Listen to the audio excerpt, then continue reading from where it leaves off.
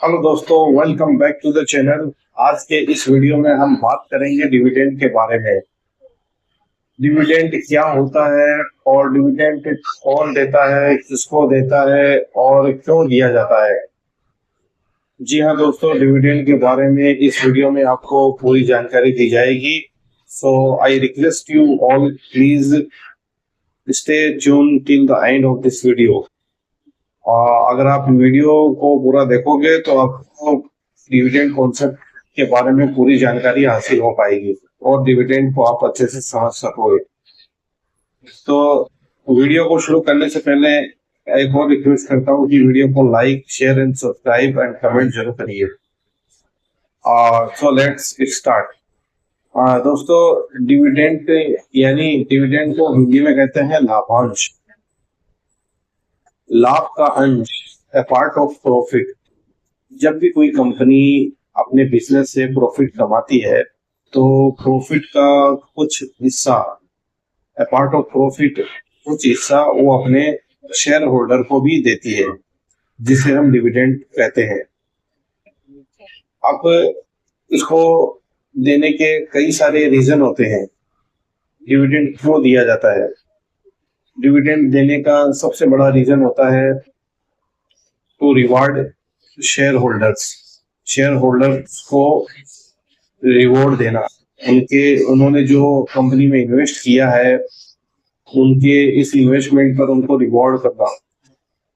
Second reason, जब कोई company dividend announce करती है तो इससे नए इन्वेस्टर्स को कंपनी पर एक अट्रैक्शन होता है। कंपनी में वो अपना रुचि जाहिर करते हैं उसको बाई करने के लिए, क्योंकि जाहिर सी बात है, जब भी कोई इन्वेस्टर कंपनी में इन्वेस्ट करता है तो उसको एक अच्छे रिटर्न की उम्मीद होती है और वो रिटर्न से एज ए डिविडेंड के रूप में भी वो लेना चाहता है, तो वो नई इन्वेस्टर को लुभाने के लिए भी डिविडेंड दिया जाता है।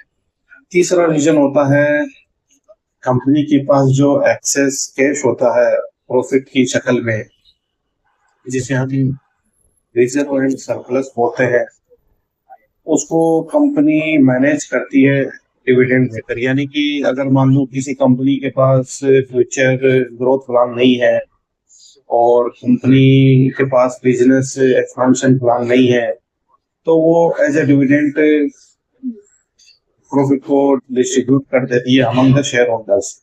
क्योंकि कंपनी के पास अगर बिजनेस बढ़ाने का प्लान होगा, बिजनेस एक्सपेंशन का प्लान होगा, तो वो डिविडेंड नहीं डिस्ट्रीब्यूट करेगी, उसको बिजनेस में ही रीइन्वेस्ट करना चाहेगी। तो अब कंपनी के पास इतना ज्यादा कैश हो जाता है। कई कंपनी ऐसी है जो मतलब बहुत ज्यादा कैश जनरेट करती है, जैसे टीसीएस है, विप्रो है। आईटी आईटी सेक्टर की जो कंपनी होती है उनके पास डॉलर में रेवेन्यू आता है, तो उनके पास बहुत सारा कैश जनरेटिंग मशीन होती है कंपनी। तो अब कुछ पीएसयू कंपनी है, पब्लिक सेक्टर गवर्नमेंट कंपनीज, जो बहुत सारा डिविडेंड देती है। अब कौन कौन सी कंपनी डिविडेंड देती है, कितना परसेंट देती है, उसके बारे में हम अगले वीडियो में बात करेंगे। तो कंपनी का डिविडेंड देने का एक रीजन ये भी होता है कि उनको अपना एक्सेस जो कैश होता है उसको मैनेज करना होता है, और एक रीजन ये भी होता है कि कंपनी इन्वेस्टर के बीच में एक ट्रस्ट बिल्ड करना चाहती है।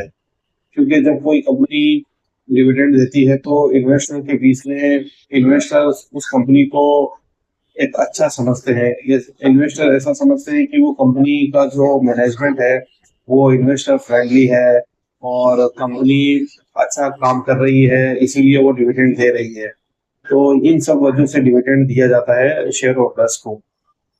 अब जब भी कोई कंपनी डिविडेंड अनाउंस करती है तो उसमें हमें बहुत सारी डेट्स सुनने को मिलती है, जैसे डिविडेंड अनाउंसमेंट डेट और record date, ex date, payment date. तो इन सब के डेट्स के बारे में हम बात करेंगे अभी। तो सबसे पहला होता है डिविडेंड अनाउंसमेंट डेट। जिस दिन कंपनीज के board of directors dividend announce करते हैं, वो डेट होती है डिविडेंड डिक्लेरेशन डेट या अनाउंसमेंट डेट। दूसरा होता है रिकॉर्ड डेट। रिकॉर्ड डेट यानी कि कंपनी के रजिस्टर, यानी कंपनी का जो रिकॉर्ड है उस रिकॉर्ड डेट के दिन कंपनी में जिस किसी भी शेयर होल्डर का नाम रहेगा उन सबको डिविडेंड दिया जाएगा। फॉर एग्जाम्पल, कंपनी ने डिविडेंड अनाउंस किया 20 मार्च 2025 को, 20 मार्च 2025 को, ये हो गया उसका announcement date, dividend announcement date. वो रिकॉर्ड डेट रखती है 30 मार्च 2025।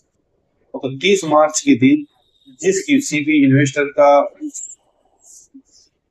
कंपनी का शेयर डीमेट अकाउंट में रहेगा उसको डिविडेंड दिया जाएगा। ये होता है रिकॉर्ड डेट। तीसरा डेट होता है एक्स डिविडेंड डेट। तो एक्स डिविडेंड डेट होती है कि फॉर एग्जांपल रिकॉर्ड डेट होगी 30 मार्च, तो एक्स डिविडेंड डेट हो जाएगी 29 मार्च।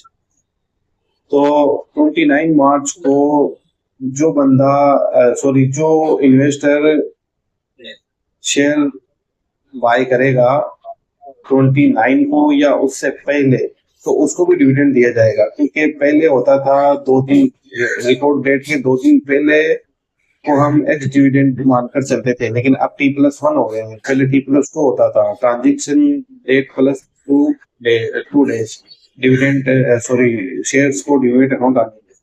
लेकिन आजकल तो नया रूल आ गया है कि जैसे आज अगर आप शेयर बाय करोगे तो कल आपके खाते में शेयर आ जाएगा।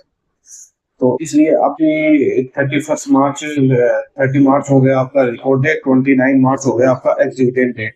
अगर आपने 28 को लिया है तो आपका वो शेयर 29 को आ जाएगा और आप उस दिन को डिविडेंड मिलेगा। और अगर आपने 29 मार्च को लिया है शेयर तो आपका 30 तारीख को आ जाएगा, तब भी आपको वो शेयर मिलेगा।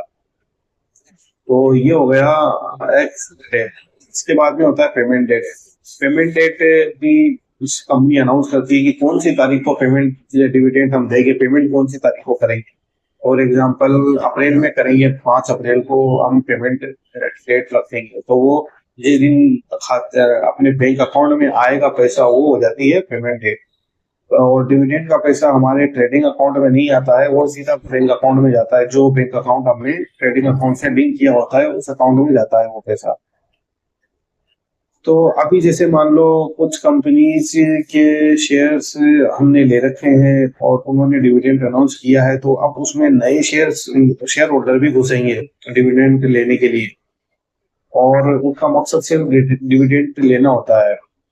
तो वो लोग क्या करते हैं कि जैसे ही कंपनी ने रिकॉर्ड डेट अनाउंस किया, उसके पहले उसके एक दिन पहले एक्स डेट को या उसके पहले वो शेयर को बाय कर लेंगे, और करने के बाद में एक्स डेट के दिन उसको सेल कर देंगे। तो एक्स डेट के दिन या रिकॉर्ड डेट के दिन अगर हम सेल करते हैं तब भी हमें डिविडेंड मिलेगा। अगर हमने 28 मार्च को खरीद कर और हम 29 मार्च को बेच देते हैं उसको, तब भी हमें डिविडेंड मिलेगा।